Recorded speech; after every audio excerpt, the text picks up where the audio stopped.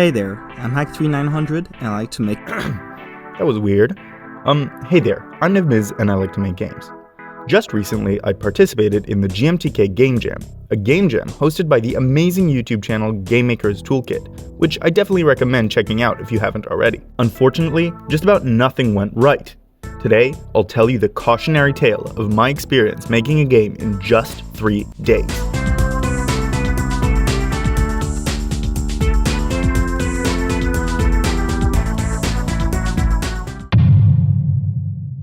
First, we need to rewind a bit. Let's go back to the 15th of August, a day before the Game Jam started. By the way, if you don't already know, a Game Jam is basically like a game development competition, where you have a limited time to make a game following a certain theme. The GMTK Game Jam is by far the biggest game jam every single year, and so, even though I was fresh off a different jam I had just finished, I naturally wanted to participate. For this jam, I decided to join forces with my friend Hack, who you heard in the intro, and who's a really incredible programmer, but with a little less game dev experience than me. Because Hack has only ever made games in the Godot game engine, I decided to abandon my usual game engine, Unity, and try to make this game in Godot with him. I mean, what could go wrong? I have 4 years of game dev experience, I'm sure I'll pick up Godot quickly and have no trouble at all getting things to work in it, even though I've barely ever used it in the past.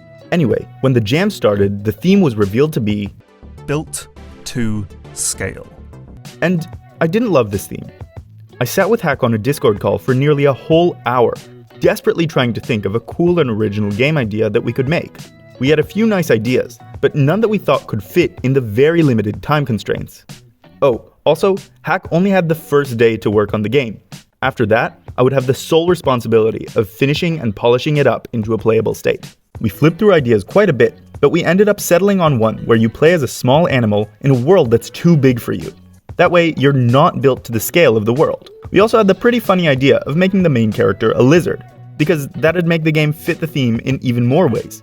Lizards are natural climbers, and so they're built to scale things. Plus, they're literally built of scales. Hack got to work coding the movement and camera systems for the player, while I worked on the 3D model for the lizard. I'm far from an expert at 3D modeling, or art in general, but after a bit of work, I ended up with a pretty cute little low-poly lizard. I even managed to give it a full character rig for animating it later on. And it was here that I made the first, and probably the biggest mistake in the entire process. I had the bright idea that the lizard character could use something called procedural animation for its leg movement. Basically, procedural animation is animation that isn't made ahead of time and played back during gameplay, but rather animation that's run by code, and so it can adapt to the level and environment during gameplay. A good example of procedural animation is how in most big games, the character's feet always adjust themselves to align to the ground, even if the terrain they're standing on is uneven. This type of animation is perfect for a lizard, because it captures their slightly goofy walking style, and because it works no matter what kind of terrain the lizard is walking on. Now, getting procedural animation to look good is an extremely difficult and precise art. And I was going to try to implement it, for the first time, with no experience in the subject, in a game engine that I didn't know. What could go wrong?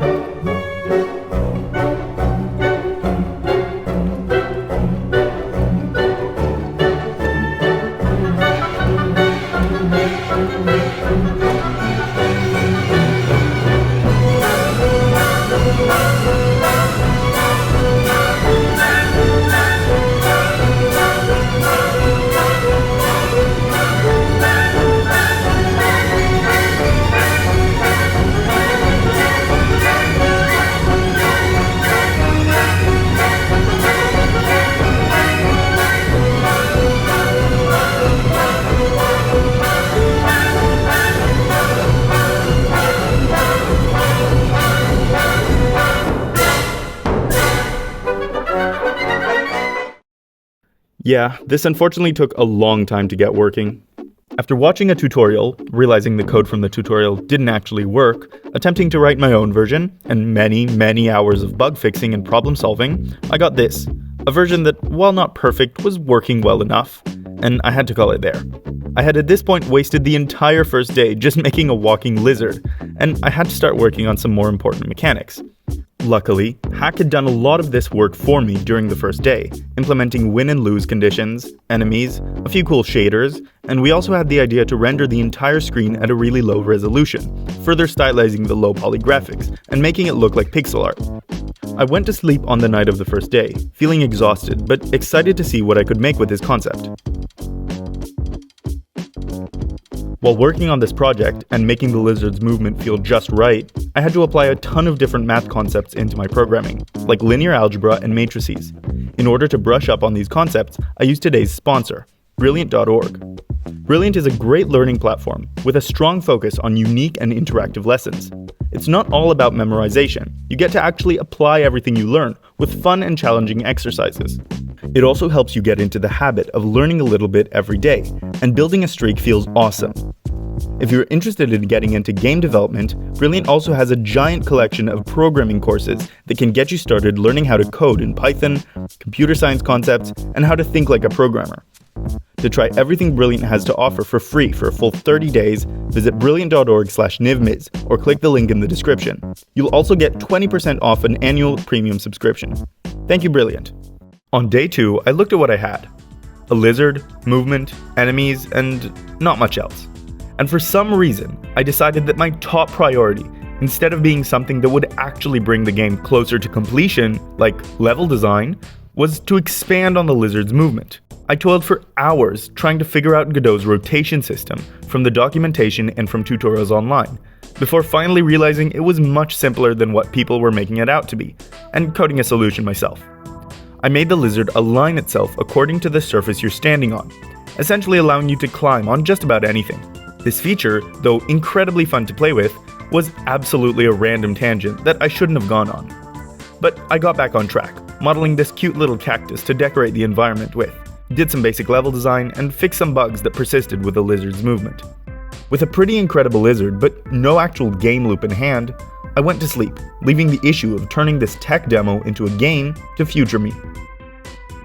Well, I was now future me, and it was time to cram.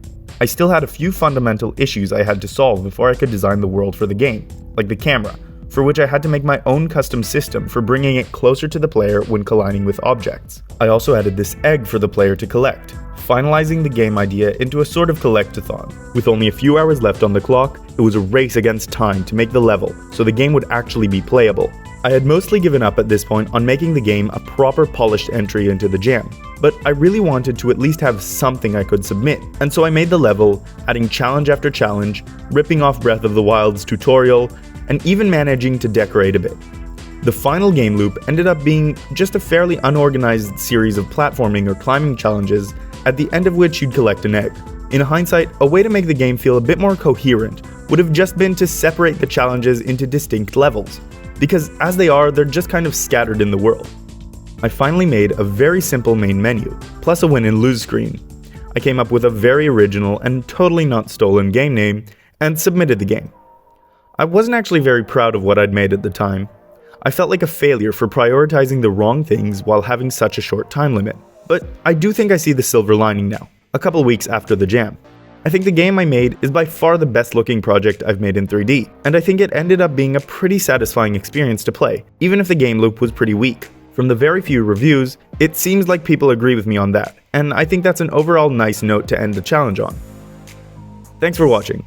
Altogether, I really enjoyed working on this project, and it's linked in the description if you'd like to try it out. I also think that the lizard movement is super satisfying to look at and play with. So if you agree with me and you think there's some potential here for a full game, please let me know in the comments. Don't forget to leave a like if you liked the video, dislike if you didn't, and subscribe if you want to get notified for future uploads. If you want to support me, please check out my Patreon, where you can get access to an exclusive Discord channel, early access to my videos and game projects, and source codes to any projects you want. Till next time, see ya! I also want to give a massive thank you to my 2 current patrons, Spygun21 and Carter Lowe. You guys are the best.